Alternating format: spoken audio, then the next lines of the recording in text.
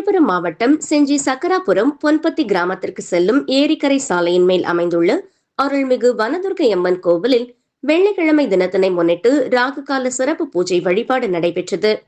இன்று காலை அம்மனுக்கு பால், தயிர், சந்தனம், மஞ்சள், விபூதி, பஞ்சாமிர்தம் போன்ற வாசனை திரவியங்கள் கொண்டு அபிஷேகமும், எலுமிச்சை பழத்தாலும் பூக்களாலும் வளையல்களாலும் அலங்காரம் செய்யப்பட்டு மகா தீபாராதனை நடைபெற்றது.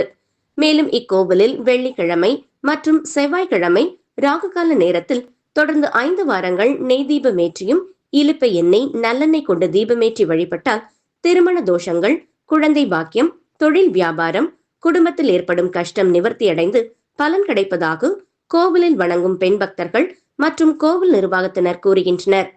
குறிப்பாக வாரம் செவ்வாய்க்கிழமை, வெள்ளிக்கிழமை 2 தினங்களில் வரும் ராகுகால நேரத்தில் கோவிலில் விளக்கேற்றி செய்யப்படும் அம்மன் வழிபாடு நம் இல்லங்களில் அம்மனின் அருள் பரிபூரணமாக விளங்க செய்யும் வழிபாடு என்பதால் சக்கராபுரம் வனதுர்க்கை அம்மன் கோவிலில் செஞ்சி மற்றும் சுற்றியுள்ள கிராம பகுதிகளில் இருந்து ஏராளமான பெண் பக்தர்கள் கலந்து கொண்டு மனமுருகி அம்மனை தரிசனம் செய்தனர்.